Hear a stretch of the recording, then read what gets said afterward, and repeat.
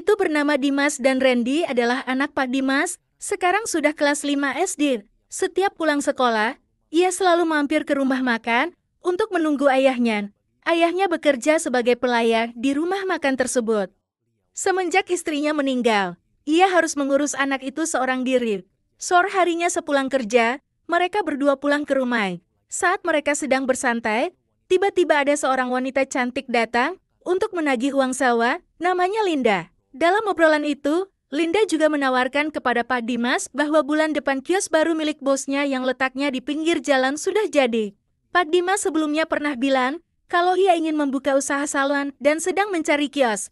Kata Linda, kenapa tidak mencoba membeli kios saja?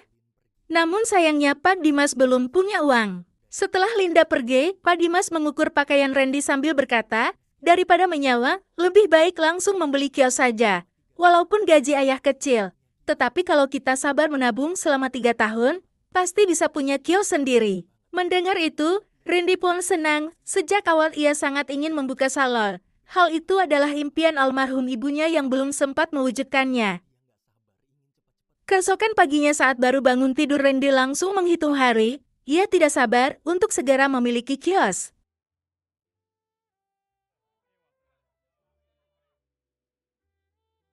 Suatu sore saat pulang sekolah, Randy diganggu oleh 3 orang anak kecil. Saat ayahnya diolok-olok karena miskin, ia hanya bisa diam dan menahan kekesalannya, tidak berani melawan karena badan mereka lebih besar. Malam harinya Randy menemani ayahnya menghadiri acara pernikahan kakaknya. Selesai acara, karena terlalu banyak minum, Pak Dimas muntah-muntah dan sangat mabuk. Pak Dimas bercerita kepada anaknya bahwa dia baru saja mendapat pinjaman dari kakaknya, bukan hanya untuk modal usaha.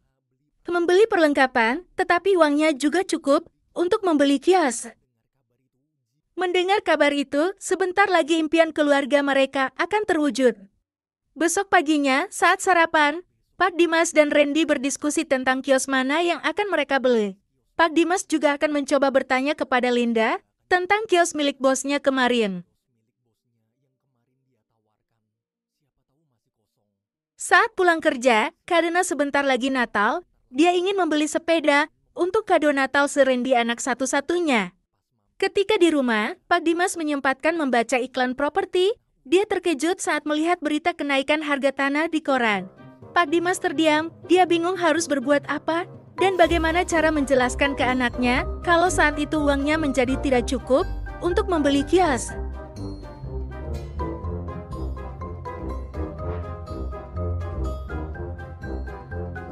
Esok harinya sepulang sekolah, hujan turun. Dia sedang nongkrong di kios. Randy bertemu dengan lelaki tua itu di dalam mobil mewah. Ternyata dialah si bos tanah bernama Bos Besar, atau biasa dipanggil si kakek bos. Bos besar itu sangat kaya dan orang yang paling disegani di kota itu. Ketika melihat Randy kehujanan, si kakek merasa iba dan memanggilnya untuk masuk ke mobil dengan pola. Randy menurutinya. Dalam perjalanan pulang dengan nada yang menakutkan, kakek itu bercanda pura-pura mengatakan ingin menculiknya. Ketika Randy ditanya, apakah Randy takut padanya? Karena tidak mengenalnya, Randy diam saja. Pada malam hari saat mereka makan, Randy bercerita kepada ayahnya tentang kakek tua itu. Ketika dia tahu bahwa kakek bos itu mengatakan kepadanya bahwa dialah tuan tanah yang paling ditakuti di kota ini. Siapa yang berani mencari masalah di daerahnya, bersiaplah untuk mati. Orang-orang sering memanggilnya si jagoan tua. Mau tidak mau, kita harus bersabar dan menabung lagi sampai punya cukup uang. Mendengar hal itu, Randy menjadi sedih. Keesokan harinya saat pulang sekolah, seperti kemarin berpapasan dengan kakek bos di toko, anak itu malah heran dan si kakek bos menyuruhnya masuk ke mobilnya. Si kakek menjelaskan bahwa dia tahu semua yang terjadi di daerahnya. Dia bahkan tahu bahwa Randy sering diganggu oleh anak-anak lain. Si kakek juga berusaha mengajarinya cara melawan. Jika mengetahui kelemahan lawan, maka kita bisa dengan mudah membuat lawan tunduk, tanpa harus menggunakan kekerasan fisik.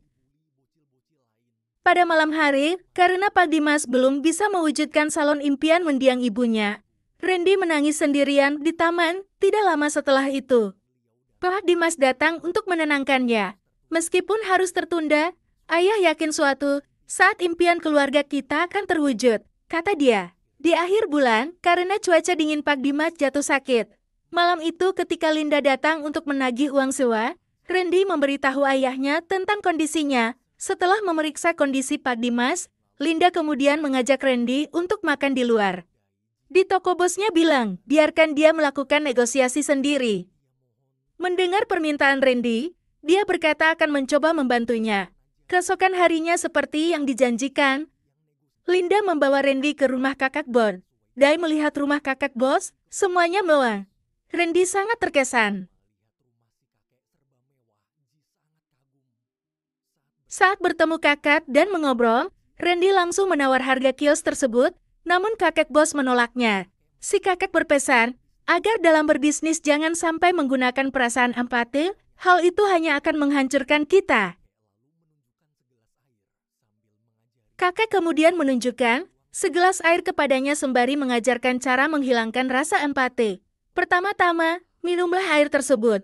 Pejamkan mata, lalu katakan itu bukan urusanku.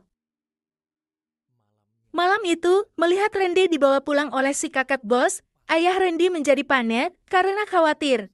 Pak Dimas berusaha mengingatkan Randy agar tidak mendekati si kakek Bos atau kita bisa mendapat masalah. Namun, Randy tidak mau mendengarkan. Ia langsung masuk ke dalam kamar dan mengatakan itu bukan urusanku. Ia berpamitan. Beberapa hari kemudian, Natal pun tiba. Malam itu, sepulang kerja, ia bergegas pulang sambil membawa hadiah, Natal dan sepeda baru buat Randy. Awalnya Randy masih ngambek, tapi saat tahu ayahnya bawa kado, dia seneng. Setelah dibuka kadonya satu persatu, ayahnya menyuruh Randy pack jaket, soalnya di luar ada kado spesial yaitu sepeda baru.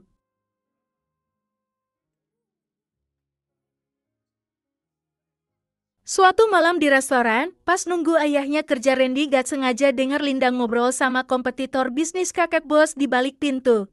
Pas dia lagi nguping Randy heran juga, Linda mau kerja sama buat ngejatuhin kakek Bos.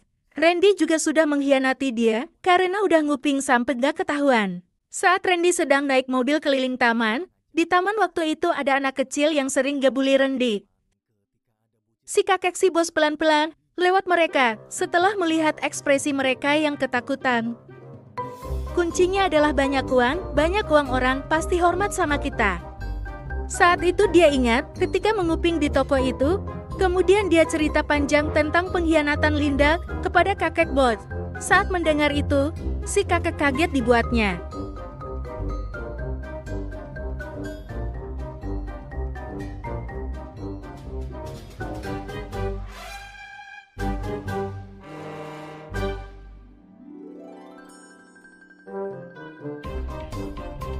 Si kakek memarahi Linda karena dianggap telah berkhianat.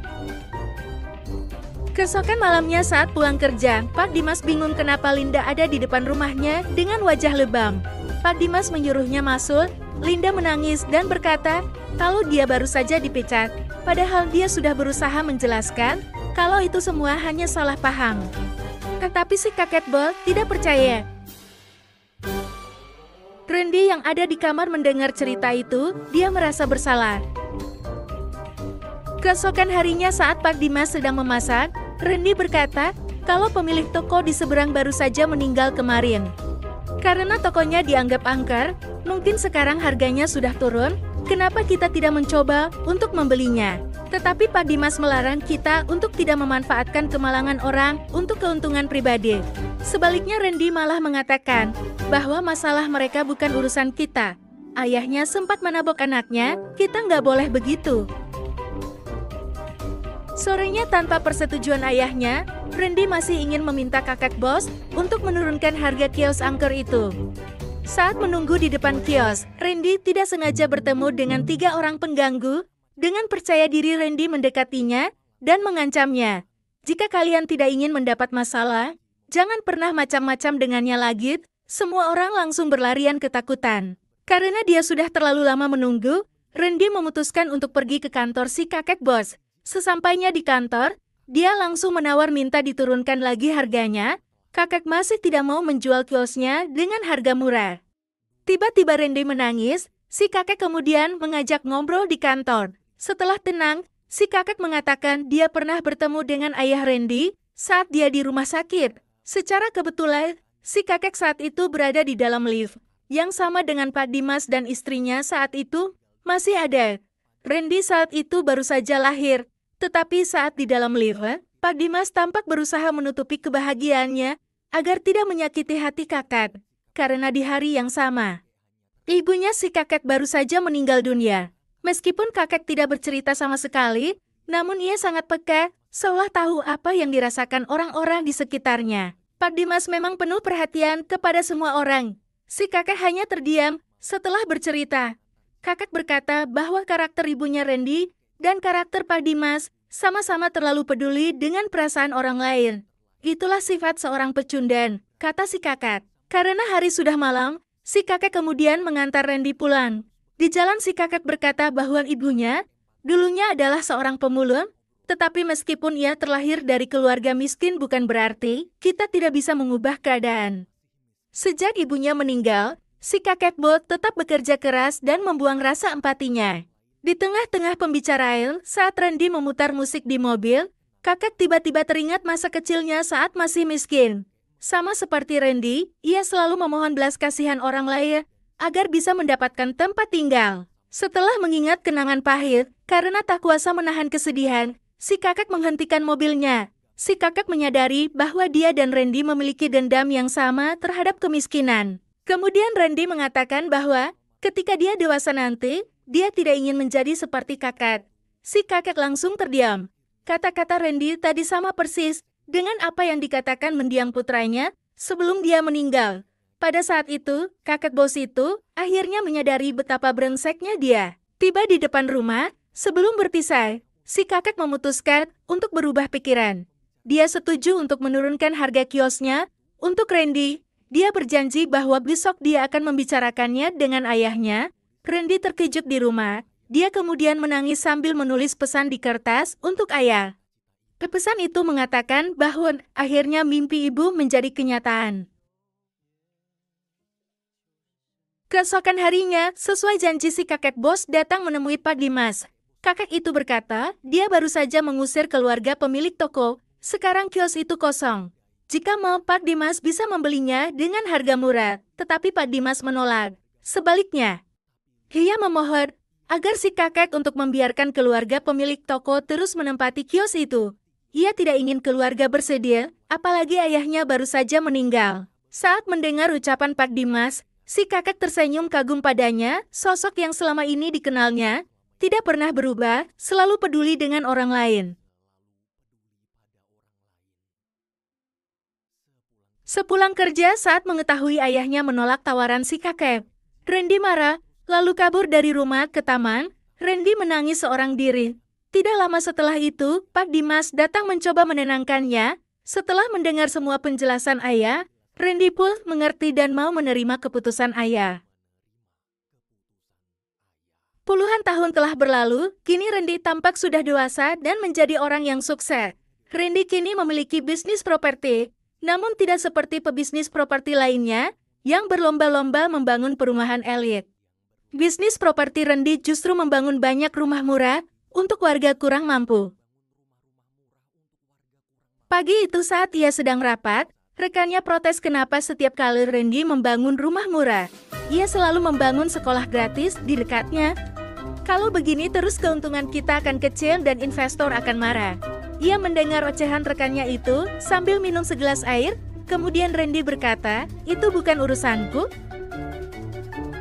Dia bergumam dalam hati, semua hanya memikirkan keuntungan diri sendiri, tanpa ada yang mau memikirkan beban sesama yang bernasib seperti dia saat masih kecil. Dia bertekad selagi mampu, akan tetap berbagi dengan sesama yang bernasib kurang beruntung.